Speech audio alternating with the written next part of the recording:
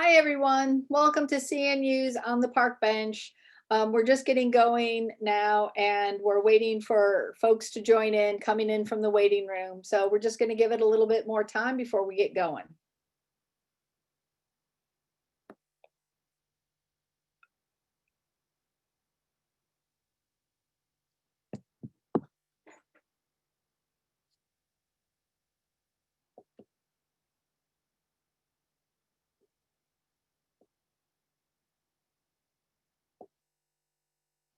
So for those of you just joining us, we're just giving it a couple of minutes before we get going. Most of us are now well aware with Zoom, it takes a while to get everybody in from the waiting room. So I'm just going to give it a few more seconds.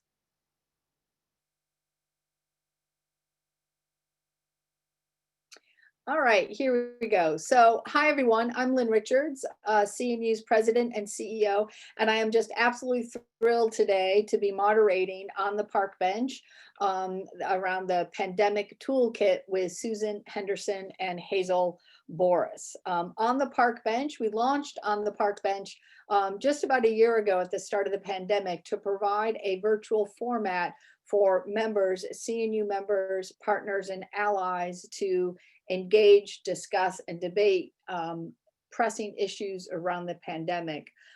Since the start, we have now kept it as kind of a weekly webinar series to push out and to provide a platform for additional discussions. So I wanted to just a few announcements. We have launched the call for session proposals, CNU 29, Design for Change. The session proposals are now live, so you can learn more at cnu.org/CNU29. They're live until February 5th, so please get those in. Also, we're accepting applications for the Charter Awards. That's live until February 9th. You can go to cnu.org/Charter Awards. All of this is on our website.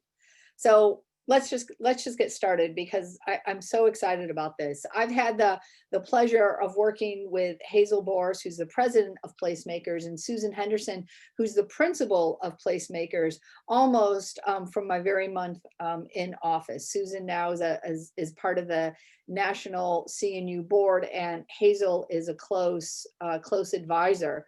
The three of us have had a lot of conversations over the last 7 years about what are the best ways to code to get the outcomes that we're looking for. And I love that they have just taken the pandemic with both hands and have worked to crowdsource the Pandemic Toolkit as guidance for local governments on what they can be doing now in the midst of the pandemic. So with that as the introduction, I'm going to hand it off to Hazel, who will tell us all about this. Thank you, Lynn, and it's really great to be here. I appreciate being on the park bench with you all, even if it's only virtually. So thank you all for showing up.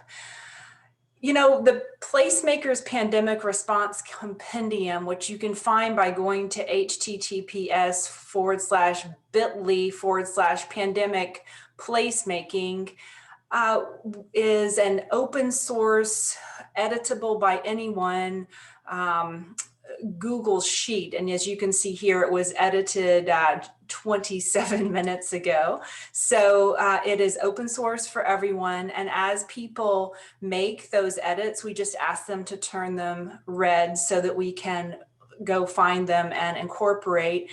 And really the Pandemic Response Compendium was because so many of you on today's call and not on today's call, both, have been doing really amazing work around the world. And so we wanted to start accumulating those best practices in one place. And so here, you know, you'll see an action and what that action is, the tool to make that action happen, what category it's in, what method to create that tool, the key points, whether it's pre-vaccine, post-vaccine, and long-term, whether in the whole CNU charter for the new urbanism operating system, whether it's happening at the block, street, and building, the neighborhood, district, and corridor, or region, and then examples of these sorts of actions in practice around the world and links to them. So kind of when we started this, it was to survey all of you and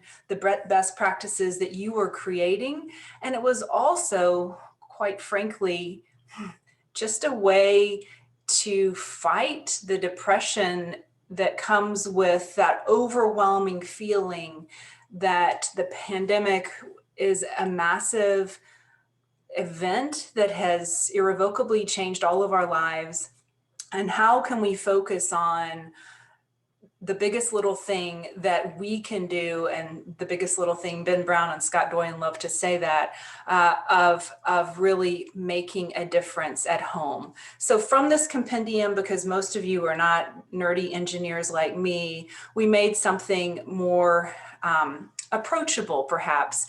And even though the compendium has 39 actions that are arranged from, except for the first one, which is the hardest, but after that it's arranged from the easiest to the most complex, we cut it off at 22 because we really felt like most cities and towns or states and provinces could do the first 22 by themselves without necessarily hiring an outside consultant.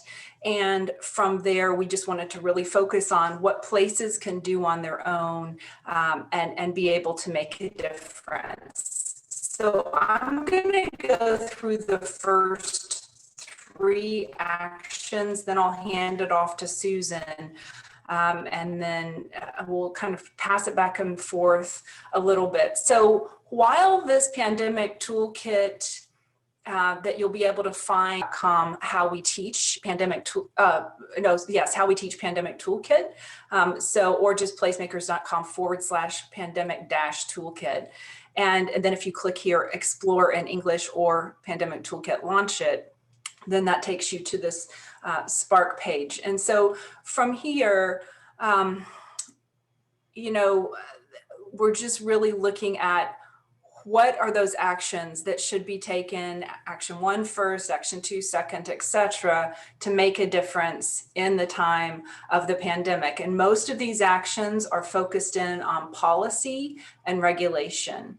And of course, the first one is to prioritize equity and justice, because we understand that so many communities that have been historically overburdened with health inequities are just even more so during the pandemic. So we point to all of the black boxes are clickable hyperlinks. So we point to this document, Planning for Health, Equity, Advocacy, and Leadership, or FEEL, that Susan and I and about 70 something other planners worked on together as a policy platform to reaffirm the imperative need for public health and design professionals to work together during this tough time. So even though this is maybe the hardest of all the actions, we really feel like the focus should be there first on equity and justice before moving to the other biggest little things, because number 1 is not a little thing in any stretch of the imagination. Action number 2 is to enable outdoor dining, and how you would do that are by making changes to zoning and policy for code amendments and applications.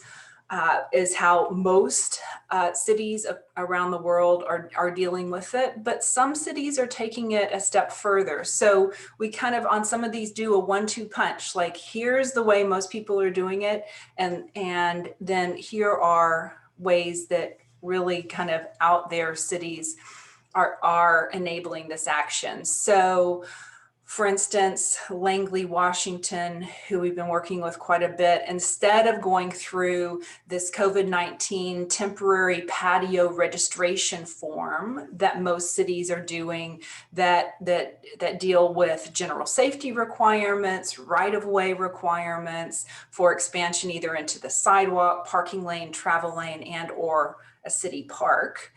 And the insurance and indemnity and deductibles that go along with that. If I am a restaurant and move my first table outside, what am I indemnifying and what levels of insurance am I willing to have? What are the reduced parking requirements? What are the winter requirements for heaters, shelters, snow clearing, and air ventilation? So that's kind of the standard way most cities are doing it. But then the Langley Washingtons of the world are saying, instead of me being a small business who's already strapped for money and resources and time, I don't have to fill out this application and submit it to my city and pay some fee or whatever all of the hurdles usually are. Instead, Langley just drafted a council proclamation to allow all of this without any application or any fees, but clearly stating all of the rules that most people are doing in their temporary registration form. So, different ways to go about changing zoning and policy to enable these speedy responses. And most cities have done, and most communities have done really good in a fair weather situation.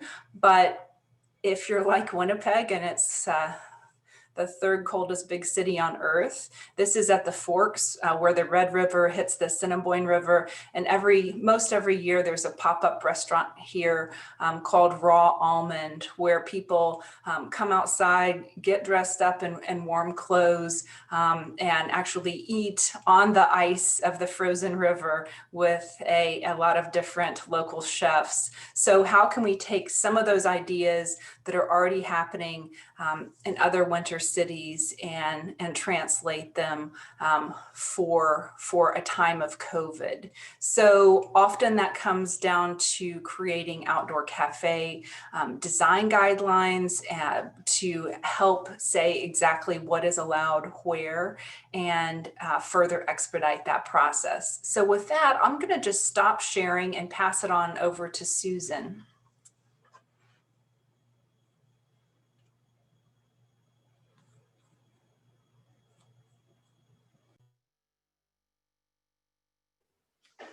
Thank you, Hazel. So instead of going through every single one of the actions, what I intend to do is sort of summarize the why and the how. And so, as Hazel mentioned earlier, almost every one of these actions under interventions, it will give you. It starts with the normal way of doing things that many cities are already implementing very successfully, and the Langley way, we call it, which is how do you do it as lean and quickly and sustainably as possible. And so for things like Hazel mentioned outdoor dining, there's also a need for outdoor shopping, learning, even places of worship that are moving into parks and open space. And so how do you get those enabled as quickly as possible? And so a lot of our motivation in building the toolkit was tied to our experience in the very beginning with lean urbanism a number of years ago now, and then more recently in the last 4 or 5 years with the project for code reform that Lynn dreamed up and CNU has been implementing. And so with each of those, as Hazel mentioned so eloquently, it's about the biggest little thing. And the big idea here is to give local governments the easiest way to get to the best solution as quickly as possible. And so we focused very much on simple text amendments. Now, another thing that Hazel did that I was one of her biggest challengers to begin with was she started to get into the realm of general best practices that many cities are already doing to some level, like in-home occupations. But because they're limited in size in most places, my point was, this is a general code reform issue. It's not a pandemic issue. Hazel's response was, oh yes, it is a pandemic issue because of the amount of physical distancing that you need for it to be healthy. All of these square footage restrictions that are tied to most home occupations make it very difficult to have anyone in your home in a safe manner. And so one of the interventions here is to eliminate the square footage restrictions that are already in place. Another thing that we also debated was the issue with ADUs, because once again, I was saying this is just a zoning best practice. And Hazel very strongly advocated for the fact that it's an economic recovery best practice, and that many municipalities across North America already have ADU regulations. But the big issue is, how do you make them actually implementable? And with the Project for Code Reform and our recent work in Vermont, a big piece of this was tied to affordable housing. And how do you make their state level mandate for ADUs actually achievable? And a lot of that is tied to the parking requirements that usually accompany ADU regulations, size restrictions, setbacks, and even ownership occupation requirements. And so as cities and counties are looking toward ways in which they can begin to recover, things like this are going to be critical for the economy, because with a meaningful ADU, you can subsidize your mortgage. Not only that, directly tied to the pandemic is elder care. As we've all learned, there's been this debacle of commercialized elder care in which our seniors have become incredibly susceptible to pandemic outbreaks. And if one can care for aging parents on one's own property, then that begins to address that issue as well. Now, I will just say that the one thing, scrolling on to issues associated with transportation, we've seen lots of pop-up bike lanes. We have seen, this is shared space, but we've also seen, temporary use, sorry. We've also seen lots of open streets. And in fact, I want to click on this one link because it's really powerful. Mike Lydon from Street Plans Collaborative has established this database of open street and parkway waterfront activity, what is being done, how long it is, how long it's intended to stay open, whether or not it will be permanent. It's a fabulous resource if you're considering this in your local jurisdiction, because you can begin to see globally what other cities are doing, and even in your own state, if you need to have that hard discussion with your transportation engineers. And so I will just say that we realize that a lot of the really progressive work that's been done at the transportation level within the right of way, the big push is going to be, how do we sustain this? And we can look to what other cities are doing, but I'm going to segue now to the issue of implementation, because many people have asked us, well, what are you doing with the toolkit? And I would say Hazel's been really successful in having these conversations with local government and provincial government in Canada. And so some of the ideas that have come up is to, at the provincial level, for example, at least in Canada, the government can make recommendations, write white papers, establish protocols in which they begin to provide resources for the term there is rural municipality. Here in this country, it's county. And so whatever the rural jurisdiction is that so often lack resources, that the provincial or state government can provide a template. And that's very similar to a lot of the work that Project for Code Reform has done at the state level from a larger coding perspective. Another thing is, and I think this is a final big takeaway for me, and then I'll pass it back to Hazel, is that it's shocking how often our elected officials don't realize the power of land use law, particularly in this context, when it comes to using public space, how much is available to them and how much of it is controlled by the planning department. And we were discussing this with one Canadian planning director who he understood immediately what was at his disposal to begin to deal with it, but most of the problem solving had been handed off to economic development. And so for those of you who are public planners, to be able to advocate to your elected officials about how much control really lives within zoning and subdivision and transportation planning, and how effective that can be when it comes to pandemic recovery. And with that, Hazel, back to you. Awesome. Thank you.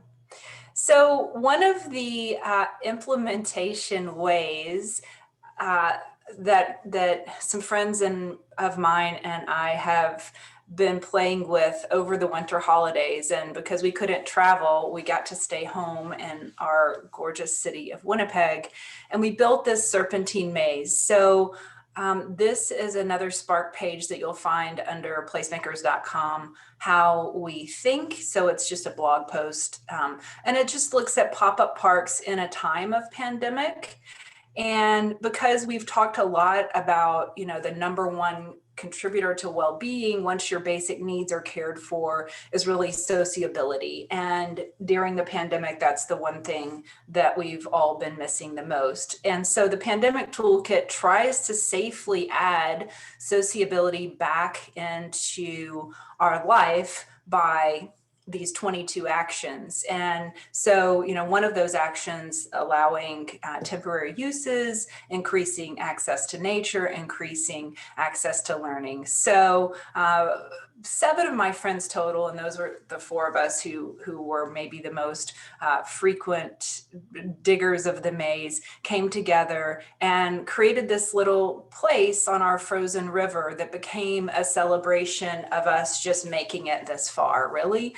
And also we put movable chairs that allowed people to sit and gather, but only 5 people at a time, because we've been in lockdown since November 12th, and we are only allowed to gather outside, and we are only allowed to gather 5 people at a time. So the helix shape, the figure 8 shape of the maze, is encouraging people to naturally distance from each other. We used discarded Christmas trees to repurpose and create some microclimates and to reduce some wind tunnels.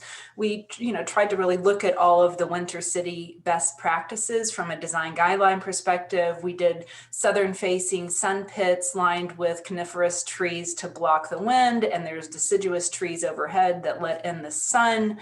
And we also, over here, we tried to redirect the skaters, skiers, and sledders onto their own paths that they have that are groomed for them, and encourage people just to walk in the maze itself. So we were having, multimodal conflicts here. Another way we engaged our community was to have a poetry contest about winter. There we go. And the winners get frozen into ice and put along the pathway as kind of a distraction, and also a way for us to connect with each other, because we kind of very much miss each other. And we did a lot of, freezing of bright berries and flowers into these ice containers that we used 5-gallon buckets as forms that we borrowed from a bunch of friends to create this space. And so really, when you're thinking about implementing the Pandemic Toolkit, this is action number 4, enabling outdoor learning via the use of parkland. Action number 9, expediting temporary uses. And action number 10, increasing access to nature via pocket parks. And as part of learning, some of our local band and choir teachers are talking about using this space as a good way to physically distance and still be able to practice together. And others are talking about teaching Snoga. My yogini has promised to come and do that with us. And so it's been very fun.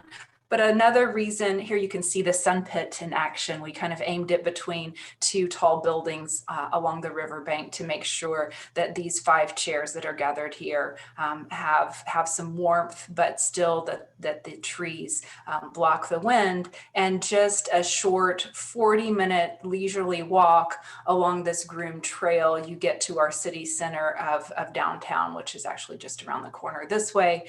And here you have a trail that gets groomed every night for skating, another trail that gets groomed every day for fat biking, walking, kick sledding with dogs, all sorts of things. And then the trails that are harder to see are here and here, which are 2 ways for cross-country skiing that get machine groomed. And that's thanks in part to the Winnipeg Foundation, which is Canada's oldest community foundation. And they are underwriting all of this year because they understand that really having this sort of a place where we can naturally physically distance, because linear parks encourage that sort of physical distancing, that it becomes a place where people can stay active, stay healthy, stay engaged, but in a way that they're less likely to transmit COVID to each other. They are still required to be the 6-foot physical distancing unless they are of the same household. So with that, I will stop sharing and pass it back over to Lynn. Unmute. Thank you so much, Hazel and Susan. This was just excellent. So I have a couple of questions that I want to ask you.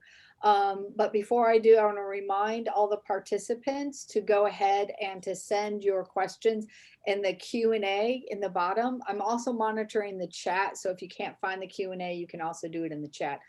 Which reminds me, a lot of questions have come in about the links. So all of the links that Susan and Hazel used are all now posted in the chat. So we'll save that and to take that all around. But all right, so first question is, I'm a glass half full kind of person. And yes, the pandemic has been absolutely awful. But I have also noticed that cities have really tried to maximize a lot of urbanist characteristics. We have seen an acceleration, as you said, of open seats, an acceleration of street level dining and whatnot. So what do you think will stay when we return to more normal times? What do you think is going to stick? That's a really good question, Lynn. And, we've already been talking about what this toolkit, how it changes and morphs over time, because already it's morphing. Oh, and I forgot to mention that.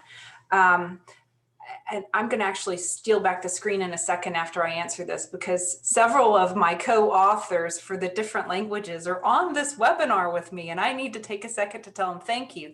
But one of the ways that this is going to morph is that it eventually will get a new name, because it's really an incremental urbanism sort of toolkit. And yes, right now it's all parsed into what allows for physical distancing, what allows for pandemic preparedness and response that's in alignment with most medical regulations, but also it's really important to understand that so many of these actions are also very essential for just great urban form. And so with that, I am gonna, you know what? I'm just gonna quickly reshare my screen to say, or maybe I don't even have to share my screen. I just want to thank the people who are on the call right now that are helping with all of the different languages. So right now, the Pandemic Toolkit is available in English, Spanish, Arabic, and Portuguese. And the ball is in my court to get the Spark pages updated for Hindi. Thank you, D. Ruth Zadini, who's on today's call, who is one of the two people who have created the Hindi translation for us. Also, I noticed Marina Khoury is on today's call, and she and Olive have created a French translation for us. There's another translation happening in Turkish and another one in Bangladeshi. So we've just really been grateful that this notion of roll up your sleeves and do something great and urban together isn't just a US-Canada sort of volunteer response to this challenge, but it's really been global. What has, Susan and Hazel, I want you guys both to answer this. What action that cities did you find most surprising, and or what was your favorite action?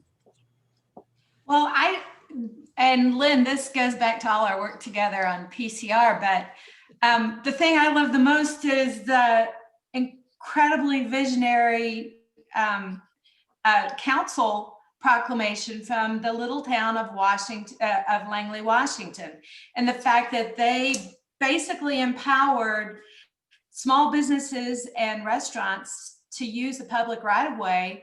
And essentially, when you moved your table out front, or when you moved the rack of merchandise onto the sidewalk, that was the point at which you triggered this agreement with the city. And that's all you had to do, is show up, and you were approved. And it's like, well, that is as lean and effective as it possibly can be. And you know, of all of the tools we've seen, and there have been some fabulous ones, and the Open Streets project has really been incredibly inspiring because of how, you know, the years of red tape that has cut through that normally is required to do any sort of a street adjustment.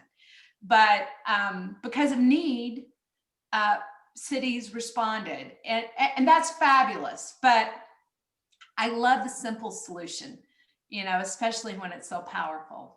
So kudos to Langley. Those two were my favorite as well. So I guess my third on the list is just one that was over the top, kind of out there. And I put it in the chat just in case people want easy access to it. And it's Lithuania's capital, Vilnius, which is basically operating as a giant outdoor cafe, because restaurants are now permitted to set up tables in plazas and in streets. So the whole place just turned into a, you know, of really taking over the public realm with private life. All right, so going to the questions that people have sent in. This is from Jonathan Katz. So here in the US, we have often had an issue of COVID-friendly places that have been inaccessible for people with disabilities and older adults. How have you addressed this in the context of Winnipeg, or more broadly, how has this been addressed in the cities that you've been studying? I'll answer the Winnipeg context first, and it's so hard. You know, one of our biggest budget lines is snow removal, snow movement, and it's definitely takes a massive commitment. Once we built the Serpentine Maze at Hugo Dock here in Winnipeg, the city realized that people were coming down stairs that they hadn't cleaned all winter with walkers and canes, because of the high residential density surrounding us, and that they could see what we were doing and they wanted to come check it out. And so after a number of us asked the city a number of times, they did bring out a large crew with jackhammers and ended up jackhammering out frozen ice and mud to get them off the stairs and to get easier access. So there's no pat, easy answer. It's just kind of focusing in on, you know, how to increase that access. I feel like the places like Copenhagen, who, you know, say that the bike lanes the high traffic bike lanes have to get cleared before the streets get cleared. We don't have that sort of political will being exhibited in North America yet. But I think that eventually, if we got there, you know, that sort of accessibility would really be what you need to make a difference for active transportation. This is from our good friend Marina Kearney. Hi, Marina. Have any cities or towns experienced significant hardship with any of these proposed strategies? I thought it was a nice follow-on to the accessibility question. You know, I'm not aware of that. It's interesting. It's really interesting. And it's a great question, Marina, because I haven't done those searches. You know, I haven't looked for problems resulting from pandemic regulations, but that's a really good study, and it's something we need to look at. I can imagine, especially to segue from Jonathan's question, you know, we're discovering more and more issues associated with health and well-being are directly tied to accessibility issues and access. And I would assume that all of those add a cost burden to cities. They just do, because we haven't designed as we should have over the years. And but as far as liability, I'm sure that will play a role eventually, because we like to sue. But that's one reason that Langley wrote in the requirement for insurance and indemnification, is to begin to, you know, proactively address that issue. But that's a great question, and I think we should research it, especially together. This is a question from Kate Reba. If I'm interested in engaging in an ad hoc outdoor space, how do you recommend engaging with municipal staff to get approval or buy-in? Did you do that in Winnipeg for the Serpentine Maze? We did, only because I really didn't want all of the other massive winter city activity that was getting ready to come up the river. I didn't want to get bulldozed. And so before we even did anything, we went ahead and created just a very rudimentary plan and sent it to the city and got their approval, you know. And so I get so much tactical urbanism asks for forgiveness instead of permission, but we decided on this one to definitely ask for permission, also because, you know, it's in a potentially dangerous place where we wanted city buy-in to say, I mean, on their website every single day they say whether or not each port of the river is safe for walking on, and we wanted to make sure we were under that umbrella instead of just going out there on our own. So we definitely got approval for ours. I think every city is a little different in how they go about that, but we just felt more comfortable in this situation. A question from Rafael Mija Ortiz. What does the toolkit provide any direction or guidance on proposed infrastructure to support these opportunities for connectivity? He was mentioning specifically Wi-Fi, but I could easily see how his question could be modified around street connectivity, you know, the linear parks, you know, all the different ways that municipalities are envisioning and imagining how their cities can work differently or better. Hazel, I'll let you answer that, but I'm scrolling through the toolkit again, but there was something about Wi-Fi connectivity toward the very end. near the end. And so it is like all about creating kind of a broadband safety net. And in some places, if you look at the compendium, some places that has been very tactical, like people driving school buses around with temporary hotspots, broadcasting that for certain hours of the day that is advertised in advance so that people can get online. We end up with so many people who receive donations of laptops for certain challenging situations, but don't have any internet to go with it. So that we've seen that intervention a lot. We've also seen just, creating funding sources to be able to tap in to existing broadband sources. That every place is very, very different with respect to how they solve that one. But it is one of the first 22 actions. It's number 21.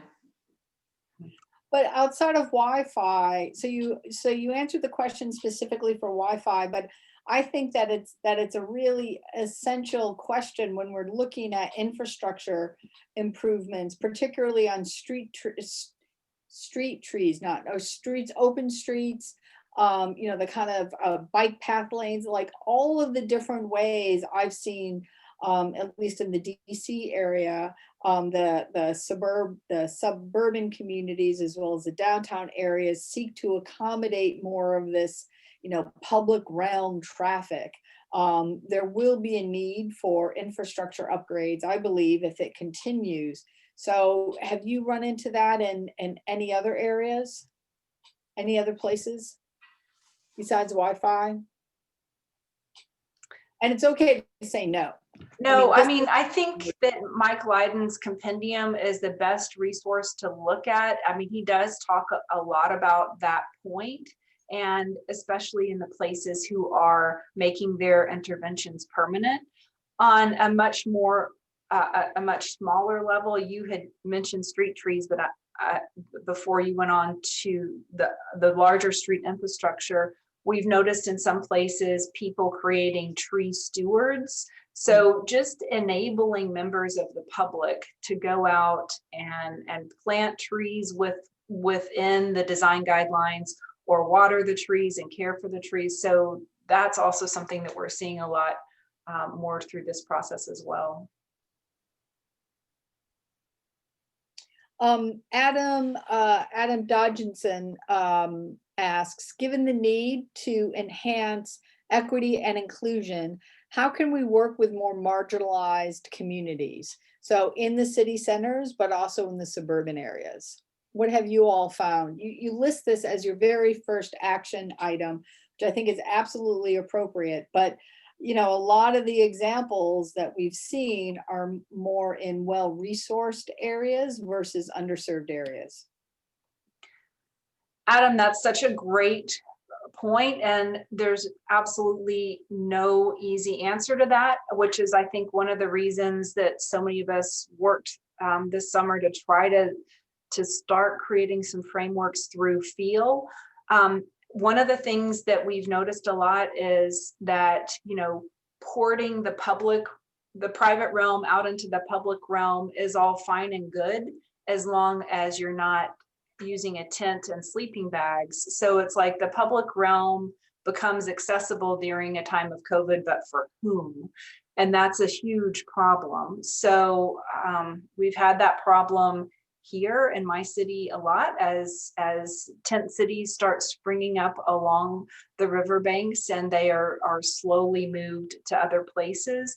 I think one of the things that we've noticed that is so effective are those one-on-one relationships, and the cities who are able to create kind of ambassadors who go check on the people who are sleeping out of doors and struggling right now, especially the people who are newly experiencing homelessness. And so in our city, they check in with sometimes nothing more than a granola bar and a face mask, or a hot cup of soup, and just to say, hey, can we start the conversation, and later try to move toward safer places. But I think enhancing equity and inclusion, I mean, we've just daylighted what a massive challenge it is. And I think it's going to be something that is a slow relationship building that is, doing small actions that establish trust and then being able to take the next step to a larger action. And just to segue off of that, back to the conversation we were having earlier about accessibility for people with mobility challenges and whatnot, as we have seen taking over the public right of way for private enterprise like restaurants and retail, we are limiting the width of access. Even though most cities are requiring a certain maintained clearance for pedestrians, we're limiting access for people who have mobility challenges. And so every way in which, you're making things easier for one demographic, you might be making it more challenging for another. And I think we're becoming more and more aware of the fact that there are many people we haven't historically thought about as we did our work in cities. And we just have to be a whole lot more intentional about looking at the community as a whole. Yeah, Adam goes on to ask about the tension here around gentrification, that many of these actions that we have seen cities engage in could lead to greater desirability in some areas or greater investment in some areas. We've been talking about infrastructure investments. We've been talking about, again, how these places can change and what is that tension. So I think Susan answered it well, that we just need to be aware and intentional about it. But I wanted to give you an opportunity, if you wanted to expand on that, about the tension between what we're doing, gentrification, and how that might be considered at odds with a broader goal of equity and inclusion. I think that's one of the reasons that ancillary dwelling units and ancillary commercial units are so important right now for people who either are landowners and their largest asset that they have to leverage is their mortgage. So if there's a way to get more out of that mortgage, they're going to be more likely to be able to stay put. Of course, we know that renters are the ones that are most at risk for displacement associated with gentrification. And so once again, changing the rules to allow mixed use even within an apartment setting, and also those rules that take away the maximum home size allows or the maximum number of residents who are within one dwelling. Those will also be, I think, the 4 actions within the pandemic toolkit that are best at staving off the displacement associated with gentrification. We could probably spend the rest of our time just talking about that one point, that it's not the gentrification that's so worrisome, it's the displacement associated with it. So in as much as it can be for us, by any of these communities, then it's more likely to not involve displacement. Mary Vogel asked earlier, and I wanted to dive in on some of the others, but this question I think is good for now. She talks about the vultural capitalists, who in any type of situation, you're going to have people who try to maximize or otherwise take advantage of a situation. In this case, grabbing up property wherever they can, particularly as we move into foreclosures and evictions. After all, housing is treated as a commodity and can be bought and sold for a profit rather than a social good. Do any of your actions kind of address this countering vultural capitalism, or have you seen this come up in any of the smaller incremental actions in your research of what cities are doing? No, that's, and I answered Mary in the text in the Q&A that really is at the large end of what needs to be looked at, especially as associated with housing and equity. But the toolkit was looking at the smallest increment of change. And so those are bookends on things that need to be addressed. But that wasn't the end that we were focused on, because that's a very large systemic problem, but it will require, changes to financial structures and to policy, and lots of things that take much more time than a quick text amendment. Yeah. John asks, and this is, I think, mostly for Hazel, but both. Have you come across, John Coleman, have you come across a creative marketing or outreach piece that encourages persons to brave colder temps or inclement weather to dine outside? What's the core messaging content? This comes up, Hazel. I grew up in upstate New York, and while not certainly as frigid as where you are, you think of Minneapolis, where everybody is outside all of the time. I think if you're living in these areas, it's like you go outside because it's beautiful, embracing. Anyway, so I'll let John, I'll let you answer John's question about, marketing in the colder temps. Such a good question. When I first moved to Winnipeg 12 years ago from Florida, they said that walkability stuff, it doesn't work here. And so not just because of me, but because of a whole lot of people who were really working on active transportation through the winter. They don't say that anymore at all. And so I think that it's more than just a marketing and outreach piece that needs to happen. I think there's there's two layers to the answer, I think.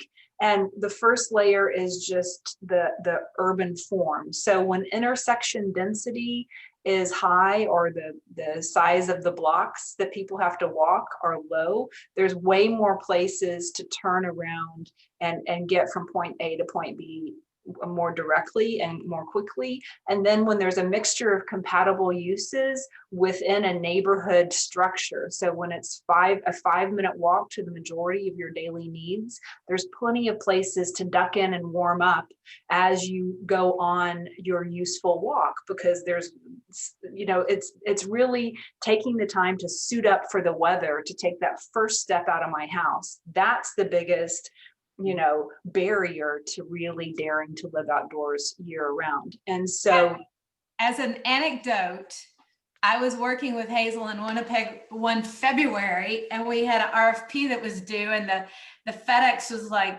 1.5 miles away. And so we bundle up and walk in -30 Fahrenheit. And on the way home, because she lived in a fabulous historic neighborhood where there were all these little shops sprinkled, along the path, would stop and buy a cookie, and would stop and buy a coffee, and would stop and look at shoes, and you got home feeling perfectly fine because you had enough places to stop en route. But those are all bigger zoning questions, right? That's not as tactical as the Pandemic Toolkit. So what's next? I'm not saying that the pandemic is almost over, but as we move into vaccinations, you're almost beginning to see a glimmer of what could be considered light at the end of this tunnel. I don't know if we're ever going to get back to a before time, but what are you all looking at to do next with this? Like, what's next on your research agenda for this? So we were looking at the 22 actions that would help rebuild budgets the quickest possible. Household budgets, local business budgets, and municipal budgets as quickly as possible. So we said, what barriers can we take away to rebuild those budgets? And from our perspective, even once we're fully vaccinated, we have herd immunity, and suddenly physical distancing and masking aren't as important as they are right now, we still need to take all these actions. We can remove a lot of these actions. We can remove the COVID related parts of them, but this is really about, like Susan said earlier, helping cities understand how much money they're leaving on the table by having these suburban, auto-centric, only able to drive places sort of policies and regulations in place. And if we remove those regulations, that opens up a whole lot of value that we can then capture. And right now we're going to need that, especially, you know, over the next maybe 3 to 5 years as budgets are really stretched. I like that. So we're going to host you in the fall of actions on how to rebuild municipal budgets. So there you go. That's how you can take this and kind of grow on it. Okay, so we got one other question that came in on the chat, which I think is a good one. And then we'll close out. Let me see if I can't find it. Oh, while you're finding it, can I just say one more thing, Lynn? I noticed Nadine Bitar is on today's webinar, and she's also one of the translators. She translated the Pandemic Toolkit into Arabic, and so she's joining us at 10 p.m. her time from Abu Dhabi. So I just wanted to say thank you, Nadine. You rock. She's the first person who asked if she could translate it into a different language, which kind of blindsided me, like, wow, okay, that's cool. So thanks, Nadine. So this is from Hiram Peck. What issues, if any, are you finding from fire marshals and small outdoor eating shelters? You know, fire marshals have always been so supportive of new urbanism. So. Well, you know, that's a good question. Hazel, you should answer. I don't know if you know anything about Deer and Almond and their experience, because they did have an enclosed structure. I think one of the biggest problems we're seeing with enclosed structures, I mean, they help tremendously in bitterly cold climates to make it tolerable, but they don't help when it comes to pandemic transfer. So, you know, there's a trade-off in whether or not a place is actually enclosed. But Hazel? Yeah, I mean, I think ventilation is the biggest challenge now, along with, like Hiram says, the fire marshals. Here for Deer and Almond, there was an engineer on board as well as an architect who helps design those spaces every year. We're certainly trying to make the Pandemic Toolkit more nimble than that necessarily, but you know, especially now with the need to ventilate, you know, that would be a great design manual to work through. I don't have that at the moment.